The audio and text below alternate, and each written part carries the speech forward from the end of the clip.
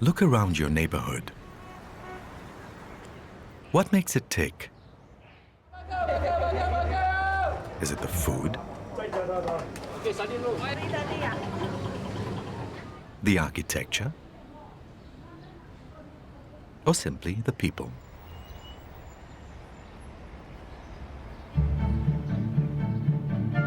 From Toa Payoh to Geylang, Jurong to Tiong Bahru, each neighborhood has its own unique identity, history, and each character will tell you a different story. I think Geylang is unique because it plays the role of a new Chinatown. It's not where I go to feel Singaporean. It's where I go to find out about the people who have built my home. They control different lorongs. Lorong 4 and Lorong 6 were all controlled by different gangs.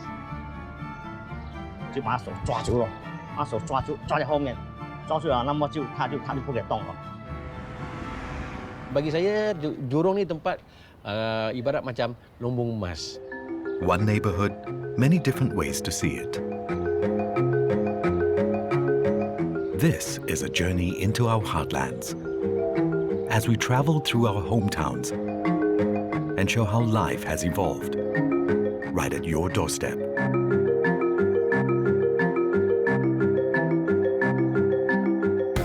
This is Project Neighbourhood.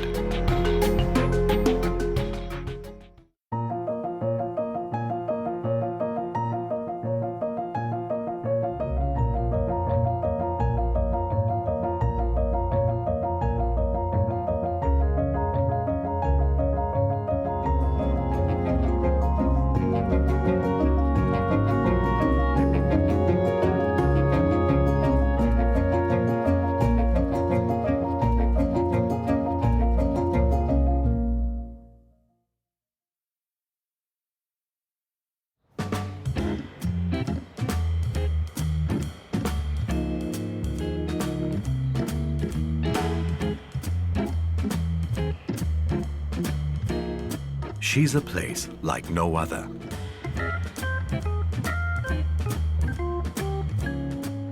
A symbol of status and privilege.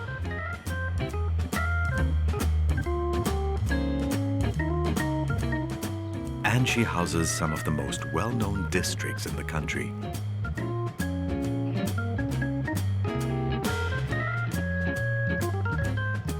The story of Bukit Timah is about a neighborhood that has become quite symbolic in the history of the nation. In 1903, when the train line opened, Bukit Timah station became an important station because it allowed folks to live away from the city. She once helped ferry the nation by a form of transport that is symbolic of our past: the railway. And some are still reminiscing this bygone era. When we hear the sounds of the train coming, what we would do is that we would sneak out of class. Some of us actually climbed out through the window, some of us just sneak out to the door, whilst the teacher was writing on the blackboard. Bukit Timah is home to the largest tracts of primary rainforest still remaining in Singapore.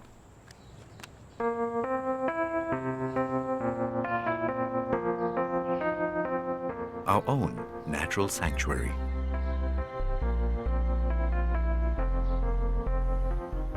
And she's also a neighborhood that hides a different past.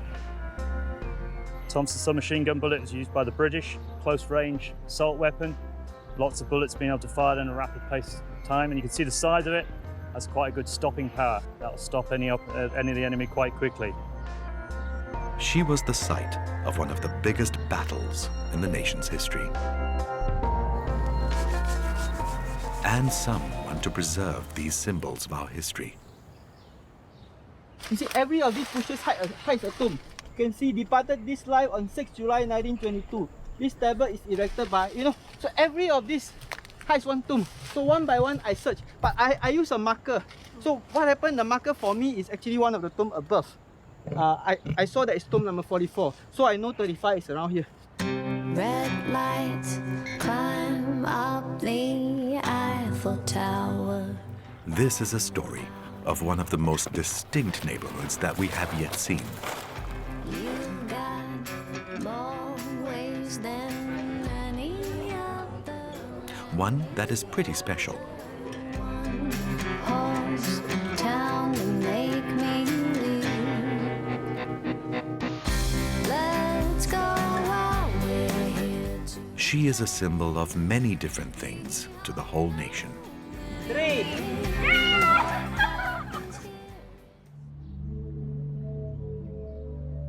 Located in the central part of Singapore, Bukit Timah is made up of a few distinct areas. This just about 17 square kilometer neighborhood is quite a symbolic place.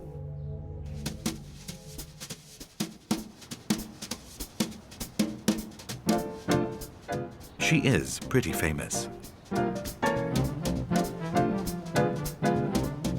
About 70,000 people live in this well-known part of Singapore.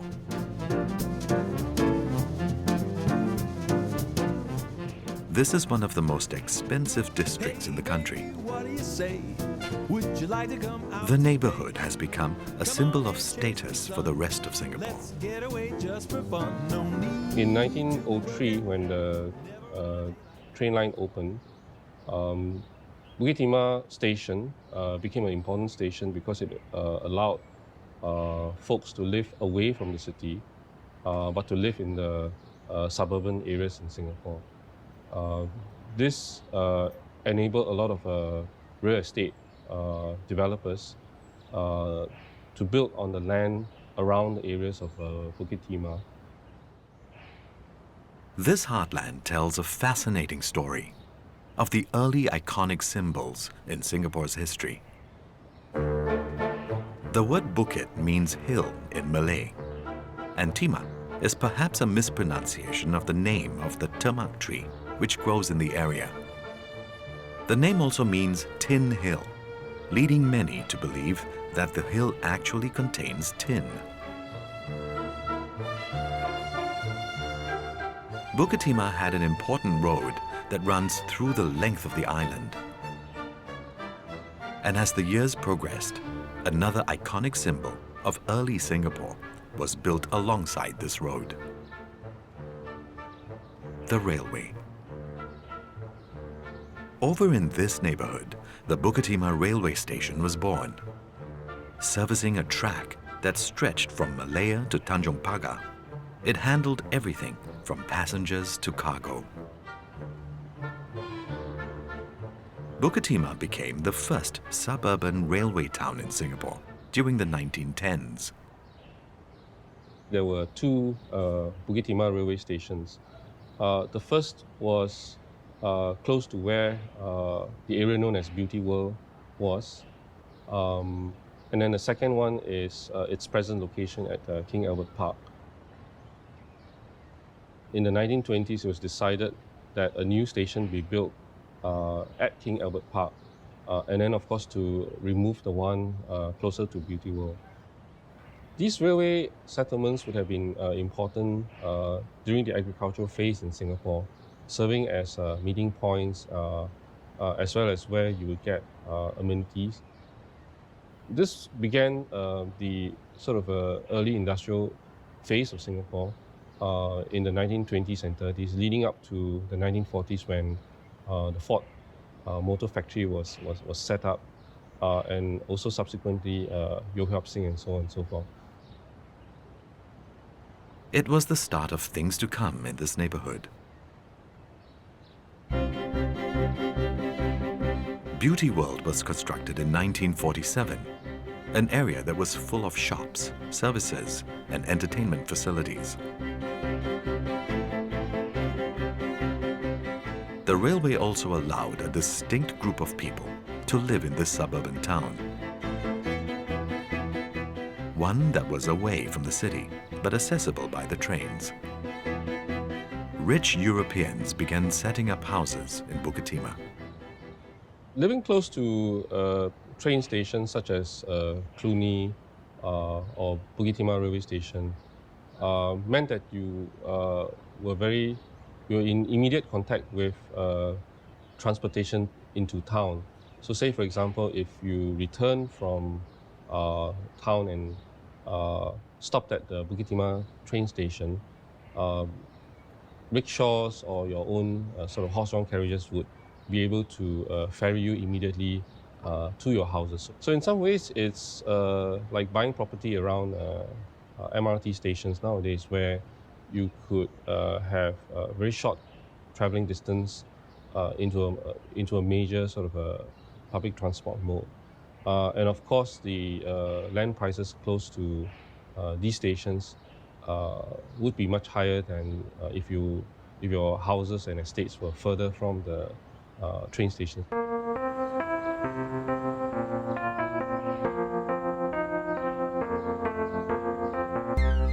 Mr. Peter Chan lived in Bukit Timah during the 1960s.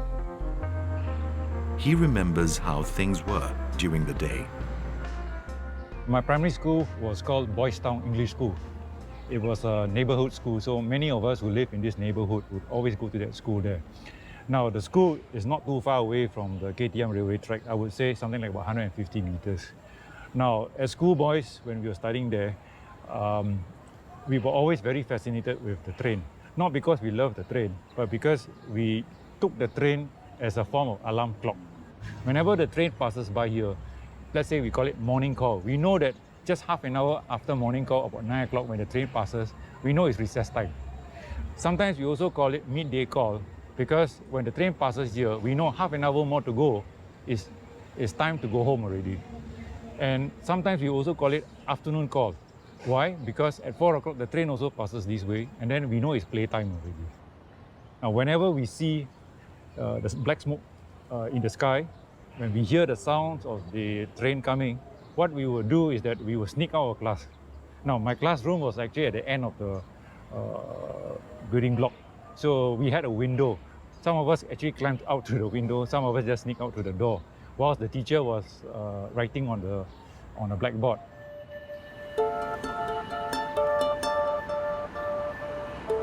Today, this old industrial town has moved on.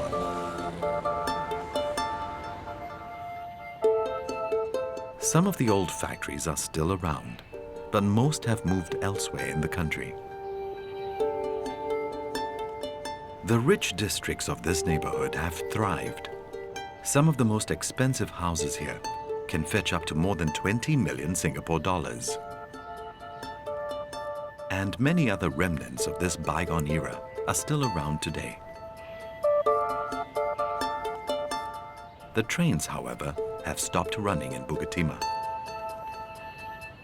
But the old station still exists today. And some Singaporeans are still doing what they used to in the old days of Bukit Timah. This is the time when the two flags are still flying in this railway station.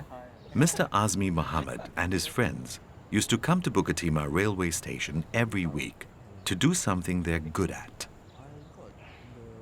Train spotting.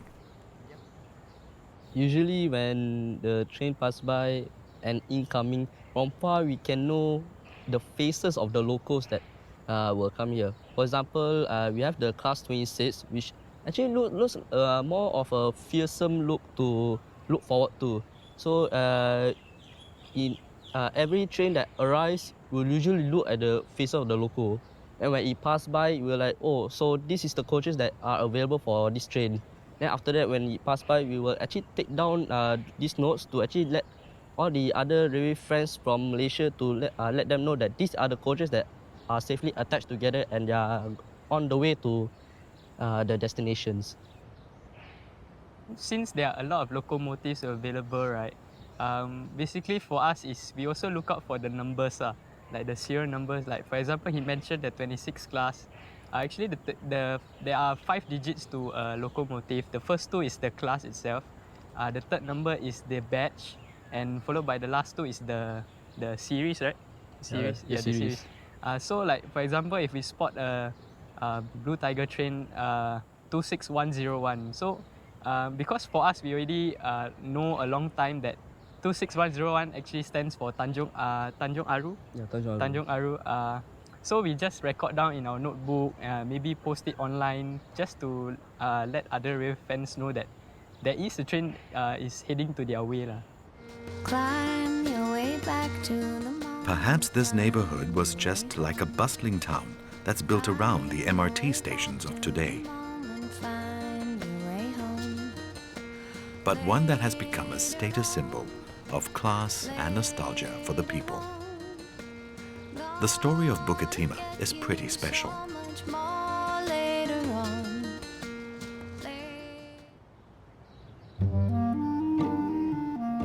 Yet, in another part of Bukit Timah, she hides deep and dark secrets. And some are trying their best to unearth these symbols of our history.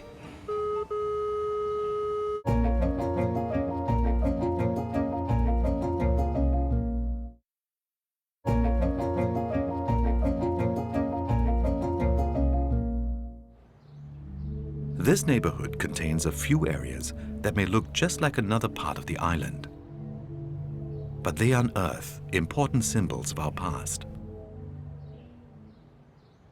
It's a quiet area.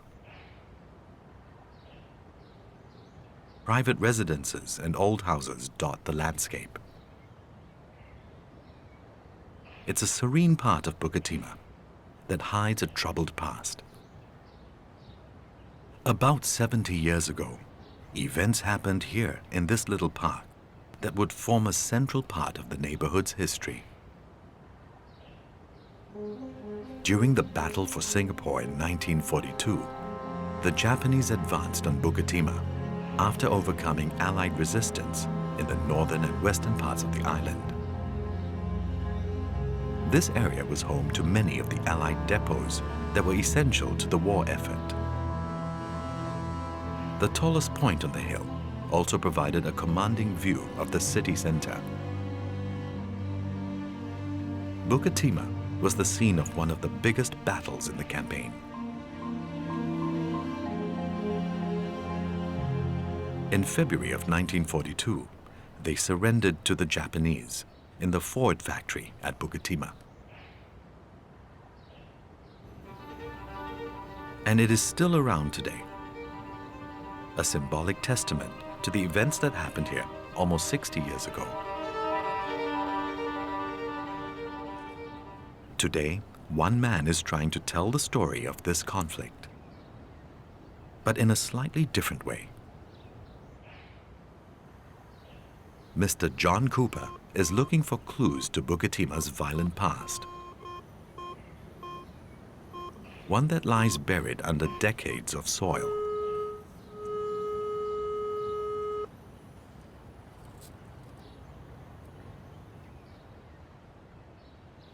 Right here in Adam Park.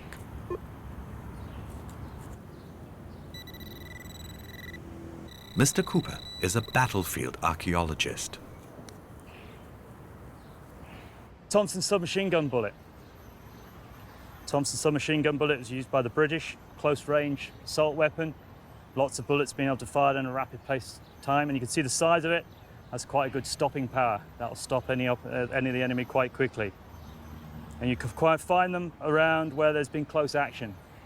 And especially around here, when considered on the final days, the Japanese are really close in. I was fighting here for 3 days. It's a piece of shell fragment. And you can feel how heavy that thing is. That's a nasty bit of kit. And that flies, whistles around your head. If it goes into your body, take your arm off, take your leg off, you'll know about it. And it's red hot when it hits you. It's horrible and it's big. This was found on the estate. The only problem is, it's a British round.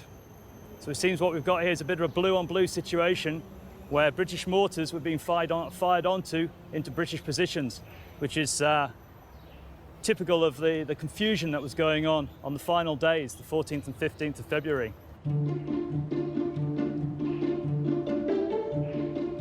Since 2010, he and his team have uncovered more than 1,000 items related to the battle in Adam Park. Bukit Timah was the first site he chose to start this historical dig.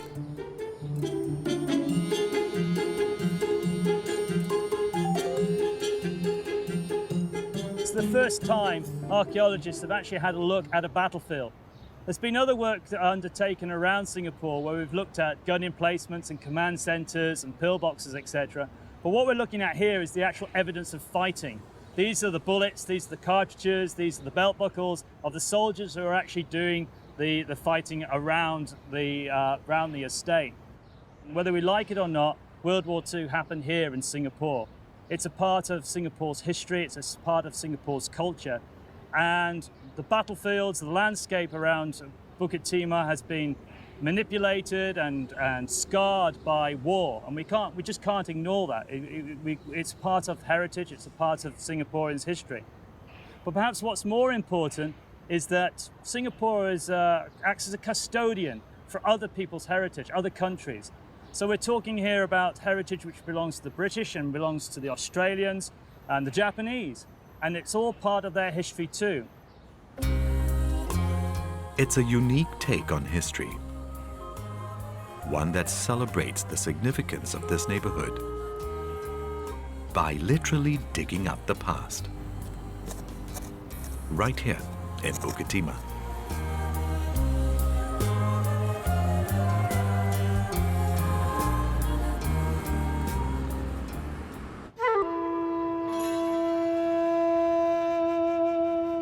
In another corner of this neighborhood, Mr. Raymond Goh is showing a group of photographers around a side of the neighborhood that is very different from the wealthy districts just around the corner. They're interested in a place that has perhaps become a symbol of heritage for the area. The Bukit Brown Cemetery.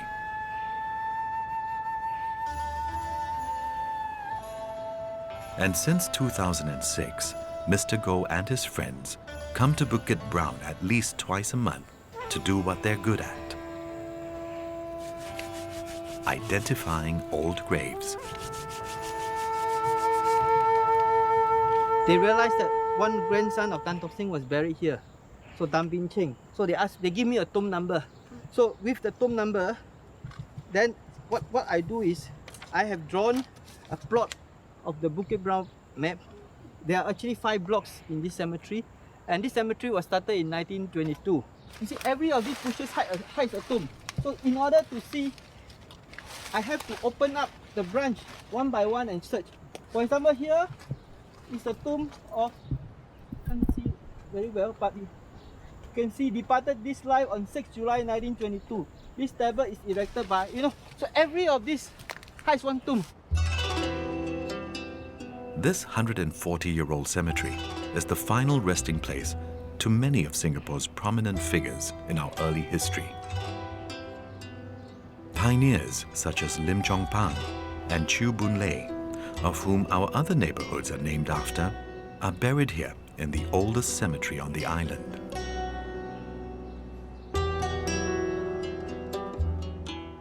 For Mr. Goh and his team, it is a duty that they want to fulfill. This is actually a living history, living museum, whereby not only the descendants, but people of Singapore can come here and see what these pioneers or our forefathers can done. There's a UNESCO award, there's a UNESCO site. This is the UNESCO site for Singapore. The old Bukit Brown Cemetery has become an important symbol of the island's history.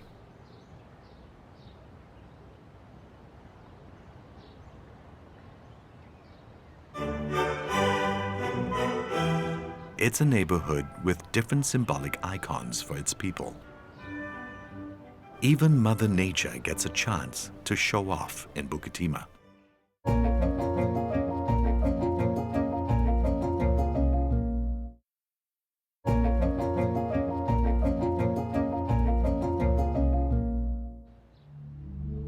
Bukit Timah has become a symbol of many other things for us Singaporeans.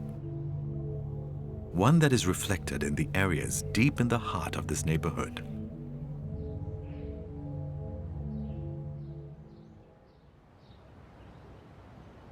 It's the tallest point on the island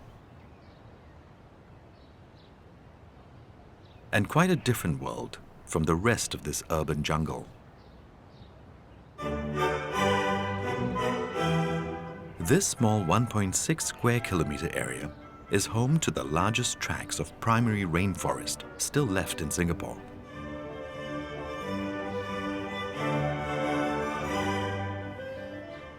Conserved in 1951, the Bukit Timah Nature Reserve is home to close to 2,000 species of flora and fauna.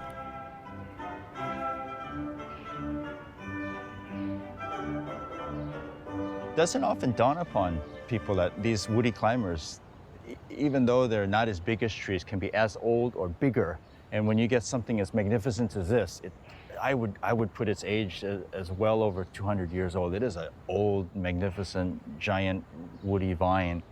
And you don't find these in younger forests. You can only find them in really these special, fairly untouched, pristine forests like Bukit Timah. Whatever group of plant or animal or insect you want to look at, I mean, Bukit Timah has something special.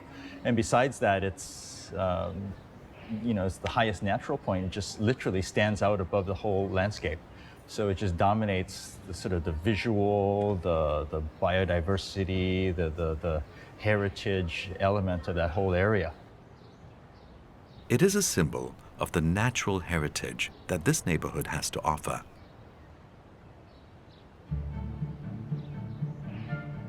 During the 1950s, a major part of Singapore was still a primary rainforest, one that took centuries to form. As Singapore progressed, most were cleared to make way for new developments. In an effort to preserve our natural environment, the last primary rainforest in Bukit Timah was slated as a nature reserve in 1951. Providing a glimpse into the biodiversity that the neighborhood has to offer. Wildlife consultant Mr. Subaraj Rajathurai comes to the area twice a month. He is on the hunt for something that is unique to the area, one that can only be found in Bukit Timah. In terms of animals, today we have a few species that are only found in Bukit Timah and not the rest of the nature reserve. Animals like the shrew-faced ground squirrel, a very shy, elusive creature that is down to a very small population that survives on the ground in the forests. We also have a few frogs here that are special, and two of them that have not been recorded outside. One of them is so rare that until recently there were only 4 records for Singapore.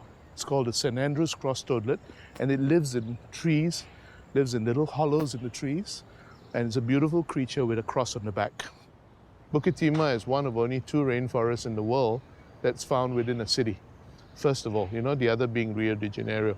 The other thing is Bukit Timah is a representative of the forests of this region, which is the oldest on the planet. It's older than the forests in the Congo and the Amazon. This area has been here for millions and billions of years and has evolved tremendous biodiversity of plants and animals. And even today, even though we have so little forest, we're still discovering new species to science, rediscovering animals that we thought were lost. It's a small part of the vast biodiversity that Bukit Timah has. She has become a symbol of the natural heritage for the island, and one that is still celebrated today.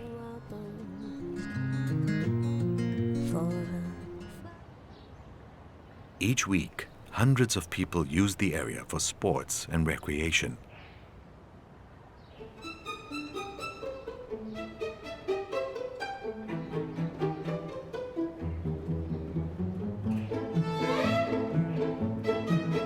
Bukit Timah has become a good training ground for hikers.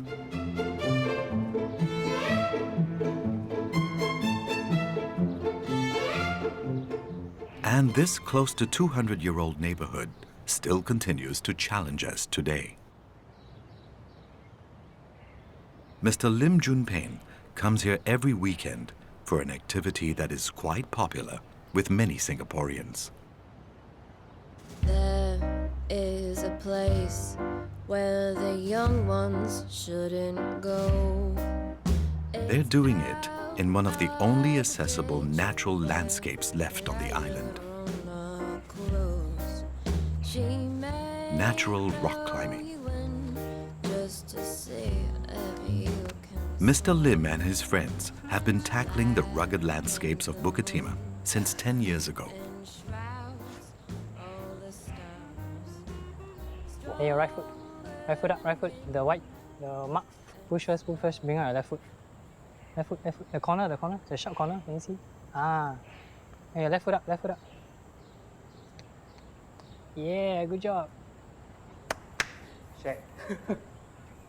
Scary. It's one of the few places where you have no huge expanse of these cliffs and boulders lying around with there's foliage, but no, it's minimal, so it's not overgrown with vegetation. You don't have other natural obstacles like pools of water or a river running through it. It makes it inaccessible. And of course, it's on public property. You know, it's a national park, so it's accessible to every single person out there. Okay, let's go. Right. Dairy Farm Quarry is the cradle of climbing in Singapore. This is where it all started. You know, and if you want to do natural climbing, this is like the place that's left locally where you can do it. You know, it's not much, but you know, it's our own backyard and we got to be proud of it. Climb your way back to the It's a tribute to how Mother Nature shaped this neighborhood. find your way back to One that has become a natural symbol of the ultimate challenge for those willing to take her on. later on.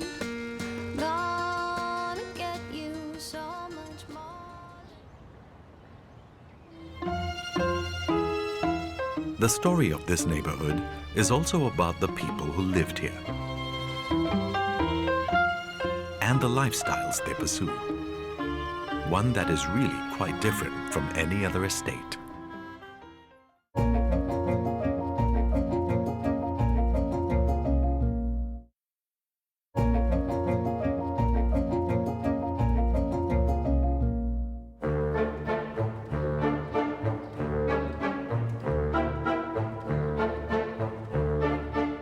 It's an iconic neighborhood, a boomtown that resulted from the iconic railway. A celebration of biodiversity and natural landscapes, and a symbol of our own past. The story of Bukit Timah is also about the people and how they live around the neighborhood. One that reflects the unique status of this area. There is a place where the young ones shouldn't go. She is home to dozens of amenities. By the ditch where Golf courses and country clubs reflect the unique social status of the people in Bukit Timah. just to see if you can swim. A reflection of how the residents were in this prime area. 60 years ago, things here were not so different. As rich Europeans began living in this new suburban railway town during the 1950s, they built entertainment facilities and amenities for themselves. They played golf and attended the races and parties at the Turf Club. As Singapore progressed, rich locals moved into Bukit Timah as well. It was a pretty exclusive lifestyle. When the Europeans were in the tropics, they had a very busy social calendar. And of course, this is related to their social status on the one hand, and the means and ways that which they could create activity. So, for example, they would have a lot of parties, and in areas such as Bukit Timah, where you had huge bungalows, they would be the site of garden parties. Areas such as Bukit Timah are quite far from the city, so people who attend these functions would have to have either gharries, which were sort of horse-drawn carriages, and then subsequently their own cars with their servants and so on and so forth. Today, many remnants of this status symbol still exist.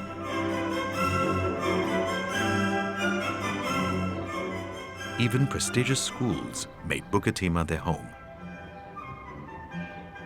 A trend that started way back in the 1920s.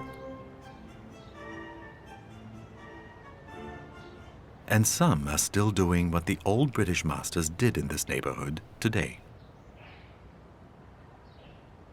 There is a place where the young ones shouldn't go. It's out. Mr. Ali Namazi is preparing for a sport that has been played in Bukit Timah since 70 years ago. She may throw you in just to see if you can. Mr. Namazi owns 2 horses here. Blackens the moon. And twice a week, he joins his friends for a friendly game of polo. Stronger than wind and smelling. It is an exclusive sport that has been played in Singapore for more than a century. As a child in the 60s, the majority of players were either ex-British Army or people in some way or another involved with the British administration in colonial Singapore. There were a few local players, certainly, but it was predominantly, the demographics were predominantly British players, and that has changed significantly. When I came back in the 1990s, two things had changed. There were very many local players who had become hooked on the game. Sometimes called the Game of Kings, polo was popularized by the British and played here regularly during the 1900s. More than 8 matches were held monthly in Singapore during that time. It was a symbol of class and prestige, played almost exclusively by the ruling elite.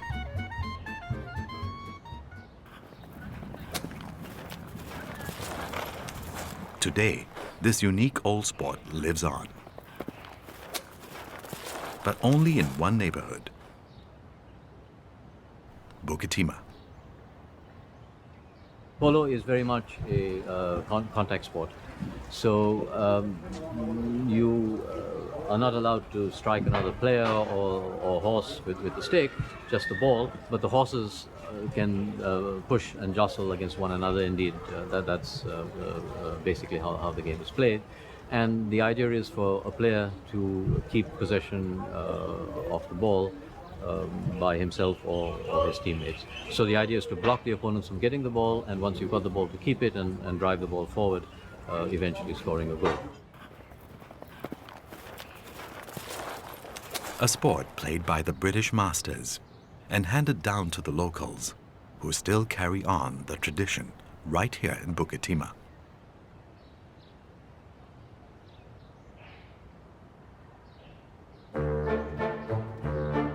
It's an area with a certain air of class and elegance.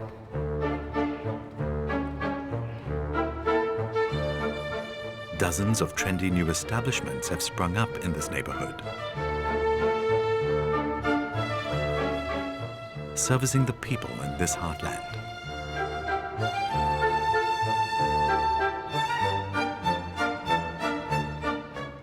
Even in some surprising new ways. Mr. Ian Kwok has been preparing ice cream at his shop called Island Creamery for the past 8 years.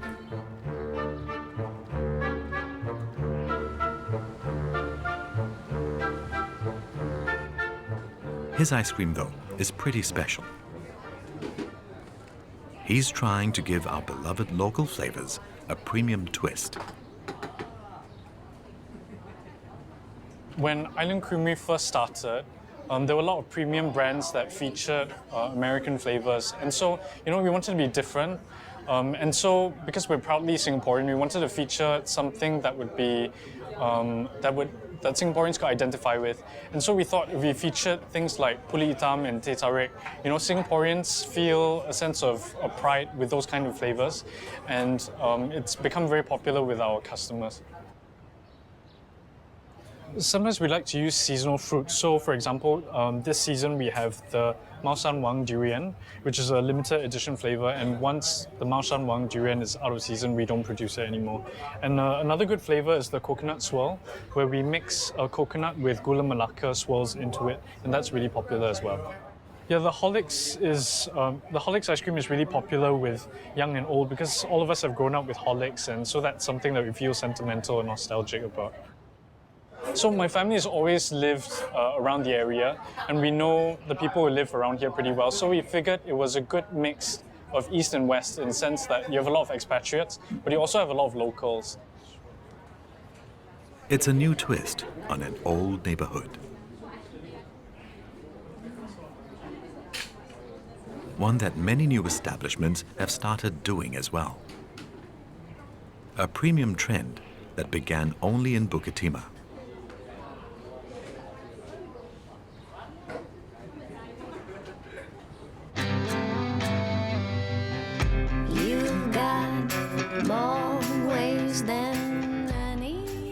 It's the story of a symbolic neighborhood in the nation.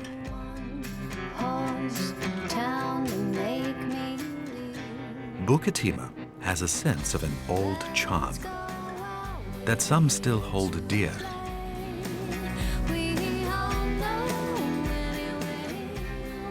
It is a prized natural sanctuary.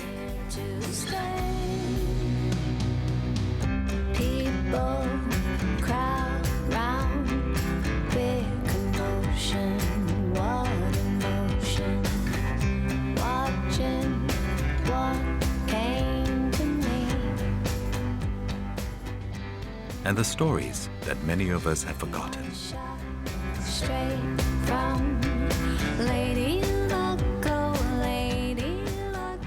One that contains many treasures of our island.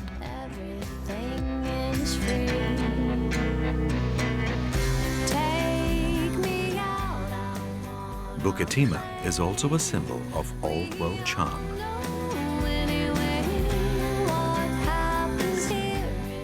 While staying true to her roots.